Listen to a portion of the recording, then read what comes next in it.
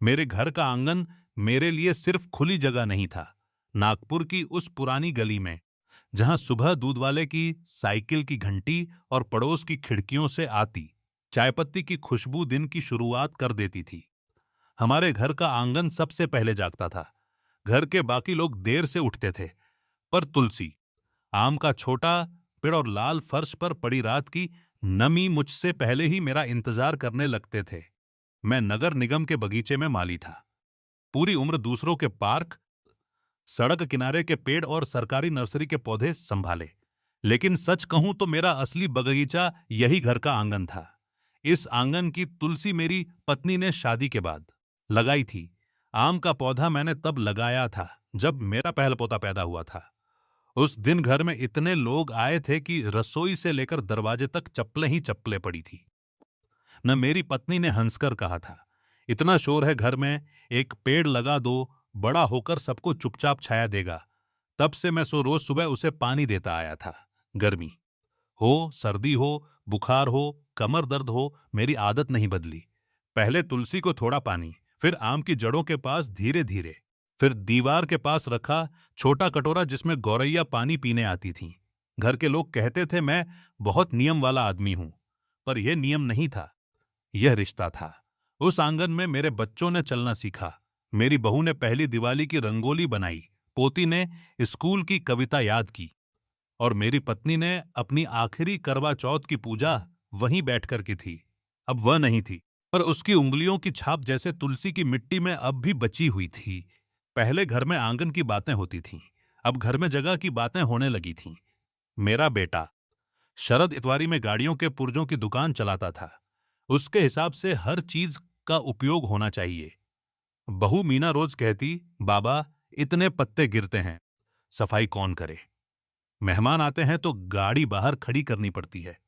जमाना बदल गया है। मैं सुनता था और चुप रहता था, क्योंकि हर बात का जवाब देना उम्र के साथ जरूरी नहीं रह जाता। पर एक दोपहर बात सिर्फ शिकायत तक नहीं रही।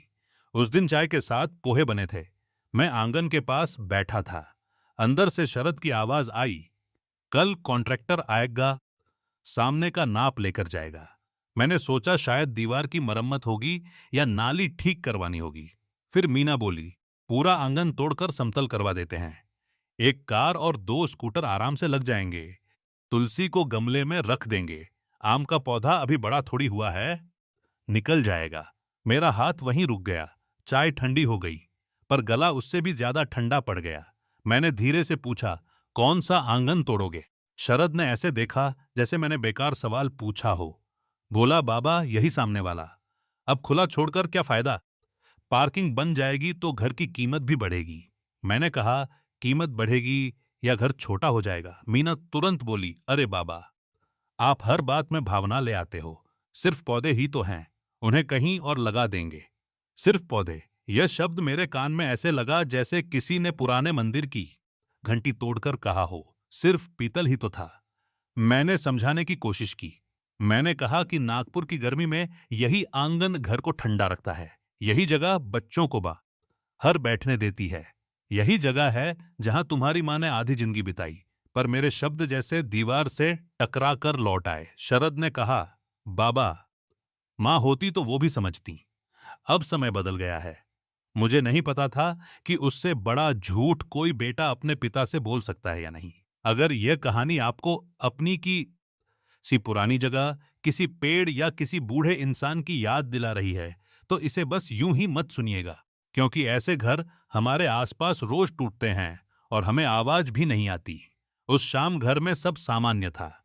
रसोई में बर्तन बजे, पोता मोबाइल पर हंस रहा था, पोती होमवर्क कर रही थी। बस मैं सामान्य नहीं था। मैं पुराने कमरे में गया जहां लोहे का संदूक रखा था। मैंने उसे खोला। ऊपर पुराने बिजली के बिल थे, नीचे नगर निगम की सेवा के कागज, कुछ पीले पड़े फोटो और मेरी पत्नी की एक पुरानी पूजा की थाली। मुझे पता था घर वाले सोचेंगे कि मैं कोई पुराना नक्शा ढूंढ रहा हूं, कोई कागज निकालूंगा और कहूंगा कि यह हिस्सा नहीं टूट सकता। सच यह है कि मेरे पास ऐसा कुछ नहीं था, और शायद होता भी तो मैं नहीं निकालता, क्योंकि जिस चीज का मूल्य कागज से साबित करना पड़े, उसकी हार आधी वहीं हो जाती है। मैंने फोटो उठाई। उसमें वही आंगन था, बच्चे छोटे थे, तुलसी घनी थी और मेरी पत्नी आम के पौधे के पास खड़ी थी। फोटो देखते हुए उसकी कही बात याद आई। पौधा किसी से अपनी कीमत नहीं समझाता, बस छाया हटती है तो लोग धूप को दोष देते हैं। उस रात मैं देर तक सोया नहीं। बाहर आंगन में हवा चल रही थी, तुलसी के पत्ते हल्के हल्के हिल रहे थे, जैसे पूछ रहे हों कि कल भी पानी मिलेगा ना। मैंने कोई कसम नहीं खाई, कोई नाटक नहीं किया, किसी से बहस भी नहीं की। बस सुबह उठकर हमेशा की तरह बाहर आया। वही समय, वही गली की आवाजें, वही चिड़ियों की हलचल। स्टील का पानी वाला डिब्बा दीवार के पास रखा था। मैंने उसे देखा, फिर तू लस्सी को देखा, फिर आम के पौधे को। मेरा हाथ उठा, मगर मैंने डिब्बा नहीं उठाया। मैं चुपचाप अपनी पुरानी कुर्सी पर बैठ गया। घर के अंदर किसी को फर्क नहीं पड़ा। किसी ने पूछा भी नहीं कि आज पानी क्यों नहीं दिया। और बस वहीं से मेरी लड़ाई शुरू हुई, बिना चिल्लाए, बिना कागज दिखाए, बिना किसी को दोष दिए। जिस प्यार को वे बेकार समझ रहे थे, मैंने सिर्फ एक दिन के लिए वापस खींच लिया। उन्हें लगा आंगन अपने आप सुंदर है। अब उन्हें पता चलना था कि घर की आत्मा अपने आप जिंदा नहीं रहती। उसे रोज किसी बूढ़े भात से पानी मिलता है। पहले 2 दिन तो घर में किसी को कुछ समझ ही नहीं आया। सच कहूं तो मुझे भी लगा था कि शायद शाम तक मेरा मन पिघल जाएगा। इतने सालों की आदत थी। सुबह पानी न देने के बाद भी दोपहर में कई बार मेरी नजर उस स्टील के डिब्बे पर चली जाती। तुलसी की मिट्टी थोड़ी सूखी लगती तो हाथ अपने आप उठता। आम के छोटे पेड़ के नीचे धूल जमा दिखती तो लगता अभी झाड़ू ले आऊं, लेकिन फिर कान में वही बात गूंज जाती, सिर्फ पौधे ही तो हैं। मैंने खुद से कहा, चलो आज इन्हें भी पता चलने दो कि सिर्फ पौधे अपने आप कैसे रहते हैं। शरद दुकान चला जाता, मीना रसोई और फोन में लगी रहती, रोहन कॉलेज और दोस्तों में। अनाया जरूर सुबह स्कूल जाते समय आंगन की तरफ देखती थी, पर उसे भी जल्दी रहती थी। तीसरे दिन तुलसी के पत्तों की चमक कम हुई। 5वें दिन आम के पौधे की नई पत्तियां किनारों से मुड़ने लगीं। दीवार के पास रखा पानी का कटोरा खाली पड़ा था। पहले गौरैया सुबह सुबह आकर उस कटोरे के पास फुदकती थी, अब 2 आईं, इधर उधर देखा और उड़ गईं। मुझे लगा जैसे उन्होंने भी घर का फैसला सुन लिया हो। उस दिन मीना ने झाड़ू लगाते हुए कहा, बाबा आजकल आंगन बहुत सूखा सूखा लग रहा है। मैंने अखबार से नजर नहीं उठाई, बस इतना कहा, नागपुर की गर्मी है, बहू सूखा तो लगेगा ही। वह कुछ पल रुकी, शायद उसे मेरे जवाब में कुछ अजीब लगा, फिर अंदर चली गई। अगले रविवार को कॉन्ट्रैक्टर आया, हाथ में मापने वाली टेप, जेब में पेन और मुंह में वही जल्दी वाला अंदाज। उसने आंगन देखा और बोला, यह तुलसी वाला चबूतरा हटाना पड़ेगा। आम का पौधा भी अभी निकाल देंगे तो आसान रहेगा, बाद में जड़ फैल गई तो खर्चा बढ़ेगा। शरद ने सिर हिलाया। मीना ने पूछा, सीमेंट में ढलान ऐसा रखना कि बारिश का पानी बाहर जाए। मैं पास ही बैठा था, किसी ने मुझसे कुछ नहीं पूछा। पहले मुझे दुख हुआ, फिर लगा अच्छा है जो घर अपनी जड़ काटते वक्त माली से नहीं पूछता, उसे मिट्टी ही जवाब देगी। उसी शाम अनाया स्कूल की कॉपी लेकर आंगन में बैठी। 2 मिनट बाद उठकर मेरे पास आई और बोली, आजोबा यहां अच्छा नहीं लग रहा, पहले ठंडा लगता था। मैंने पूछा क्यों? वह बोली, पता नहीं, जैसे जगह नाराज है। बच्चे अजीब होते हैं, उन्हें शब्द कम आते हैं पर बात सीधी पकड़ लेते हैं। मैंने उसके सिर पर हाथ रखा और कहा, जगह नाज नहीं होती बेटा, बस चुप हो जाती है। उसने तुलसी की तरफ देखकर पूछा, इसको पानी किसने नहीं दिया? मैंने कहा, शायद सब लोग व्यस्त थे। उसने मेरी तरफ देखा, जैसे उसे जवाब पूरा नहीं लगा, लेकिन उसने और कुछ नहीं पूछा। धीरे धीरे घर के छोटे छोटे काम बदलने लगे। मीना पहले पापड़ सुखाने के लिए आंगन में चलनी रख देती थी, अब कहती धूल उड़ती है। रोहन पहले फोन पर बात करने के लिए आंगन में टहलता था, अब कमरे में बंद रहता, क्योंकि बाहर गर्मी ज्यादा लगती थी। शरद शाम को दुकान से लौटकर कुर्सी खींच कर बैठता था, पर अब सीधा टीवी के सामने चला जाता। किसी ने यह नहीं कहा कि आंगन बदल रहा है, सब बस उससे दूर जाने लगे। यही तो होता है, जिस चीज को हम बचाते नहीं, उससे धीरे धीरे रिश्ता भी खत्म होने लगता है। 8वें दिन सामने वाली कुलकर्णी काकू ने दीवार के उस पार से आवाज दी, विट्ठलराव, तबीयत ठीक है ना? मैंने कहा, ठीक है काकू। वह बोली, सोचा पूछ लूं। आंगन देखकर लगा आप शायद बाहर नहीं आ रहे। पहले तो सुबह सुबह पानी की आवाज आती थी। मीना अंदर से सुन रही थी। उसके चेहरे पर हल्की झुंझलाहट आई। उसे पौधे की फिक्र नहीं हुई। उसे यह फिक्र हुई कि पड़ोसी ने नोटिस कर लिया। उस रात खाने पर उसने शरद से कहा, लोग बातें करने लगे हैं, आंगन थोड़ा खराब दिख रहा है। शरद बोला, अरे वैसे भी टूटना है, अब क्या सजाना। यह सुनकर रोहन ने पहली बार धीरे से कहा, पर पहले अच्छा लगता था यार। शरद ने उसे घूरा, तू ही तो पार्किंग की बात कर रहा था। रोहन चुप हो गया, लेकिन उसके चेहरे पर पहली बार वैसी बेचैनी थी जो सुविधा और याद के बीच अब फंस जाने पर आती है।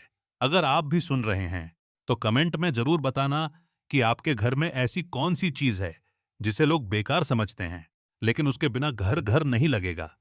क्योंकि कई बार विरासत तिजोरी में नहीं, किसी कोने की मिट्टी में छुपी रहती है।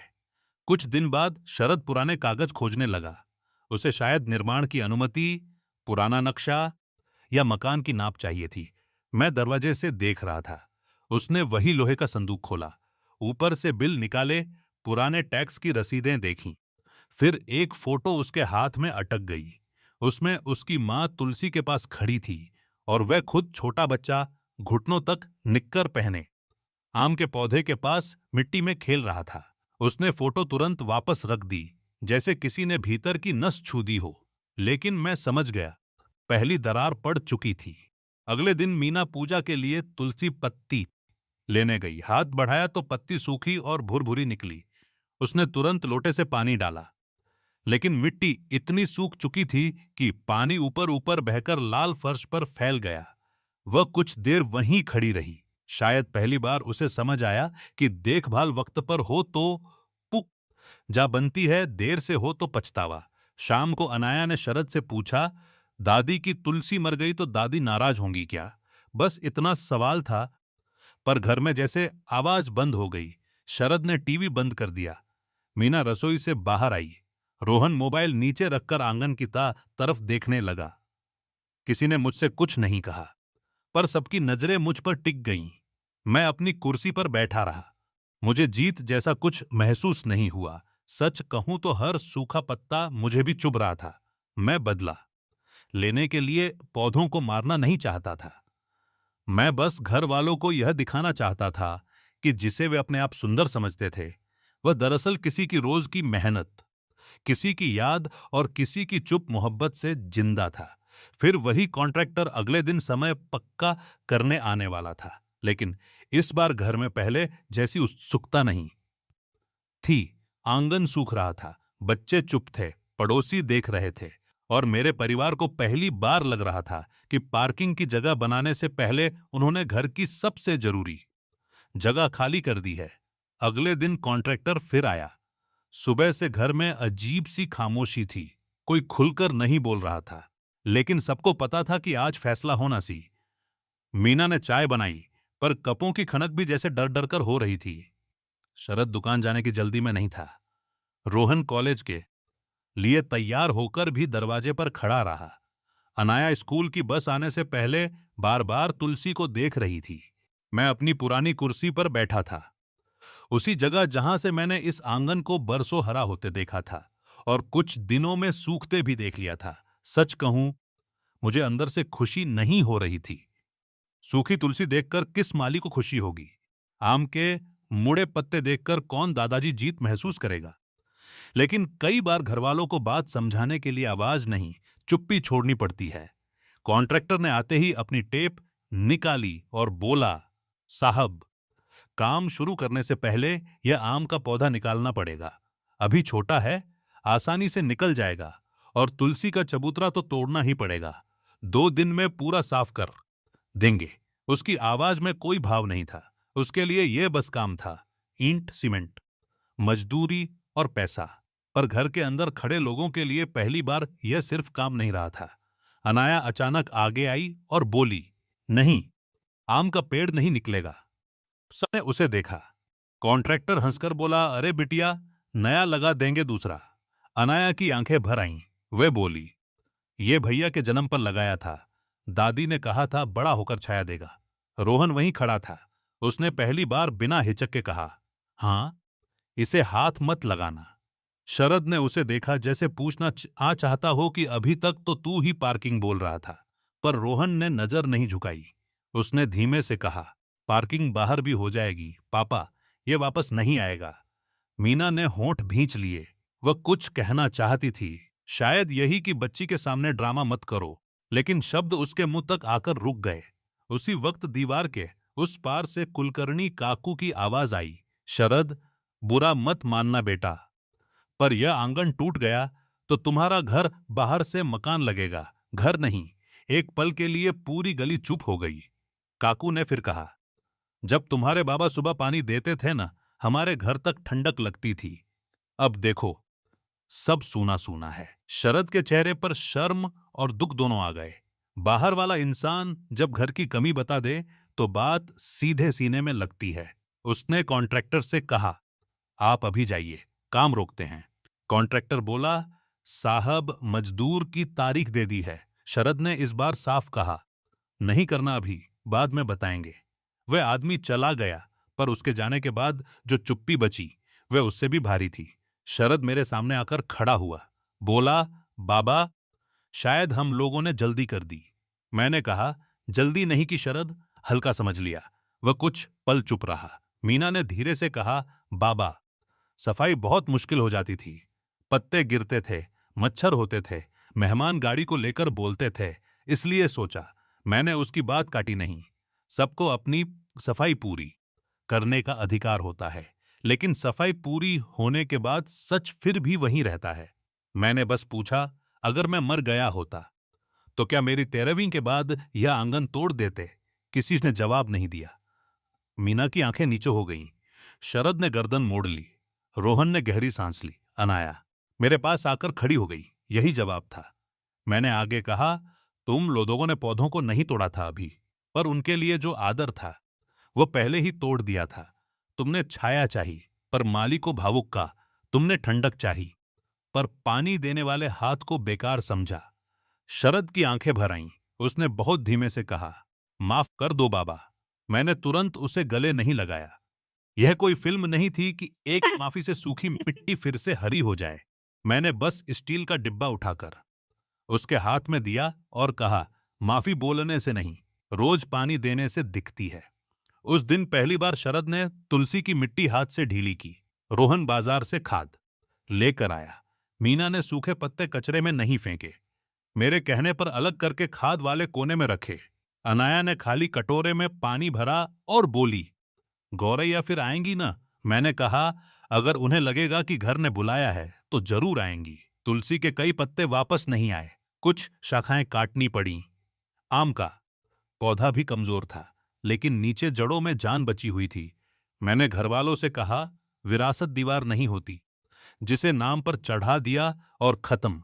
विरासत रोज निभानी पड़ती है, नहीं निभाई तो वह सूख जाती है। शरद ने आंगन तोड़ने का प्लान बंद कर दिया।